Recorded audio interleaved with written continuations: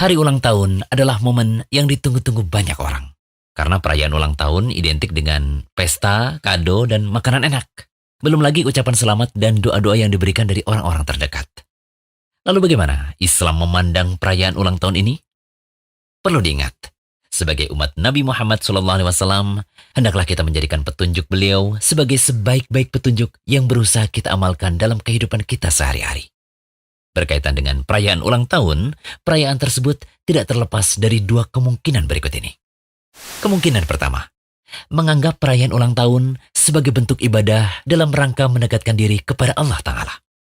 Jika ulang tahun dirayakan dengan melakukan ibadah secara khusus, misalnya dengan bersedekah, mengundang anak yatim, mentraktir makan, berdoa secara khusus di hari ulang tahun dengan mengundang orang yang dianggap soleh, berzikir, memohon ampun atau istighfar, atau bentuk-bentuk ibadah lainnya yang secara khusus lebih semangat dikerjakan di hari ulang tahun dibandingkan hari-hari biasa lainnya, maka perbuatan semacam ini termasuk dalam kategori amalan tanpa tuntunan. Karena berarti mengada-adakan ibadah yang tidak pernah diajarkan oleh Nabi SAW. Nabi SAW dan para sahabatnya tidak pernah mengajarkan dan mencontohkan untuk mengkhususkan ibadah apapun dalam rangka memuliakan, memperingati, dan mengagungkan hari lahir. Ya, 63 tahun Nabi SAW hidup di dunia ini, tetapi tak pernah ada riwayat yang menjelaskan beliau merayakan hari ulang tahunnya. Kemungkinan kedua, jika perayaan ulang tahun ini dimaksudkan tidak dalam rangka ibadah, melainkan hanya tradisi, kebiasaan, adat, atau mungkin sekedar have fun saja, maka kategori kemungkinan kedua ini masuk ke dalam bahasan tasyabuh. Jadi kesimpulannya, perayaan ulang tahun termasuk dalam bid'ah jika dirayakan dalam rangka ibadah untuk mendekatkan diri kepada Allah Ta'ala. Perayaan ulang tahun juga tetap terlarang meskipun hanya bermaksud untuk bersenang-senang. Karena syariat melarang untuk mengagungkan, memuliakan, dan mengistimewakan hari tertentu untuk senang-senang dan ibadah, kecuali ada dalil penetapannya dari syariat yang mulia ini. Seperti misalnya Hari Raya Idul Fitri atau Idul Adha. Selain itu, merayakan ulang tahun akan menjerumuskan seseorang ke dalam tasyabuh terhadap orang kafir, yaitu perbuatan menyerupai mereka dalam tingkah laku dan karakter yang menjadi ciri khas seorang kafir.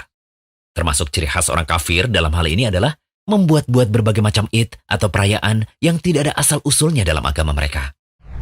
Lantas bagaimana hukum ucapan Barakallahu fi umrik saat ulang tahun?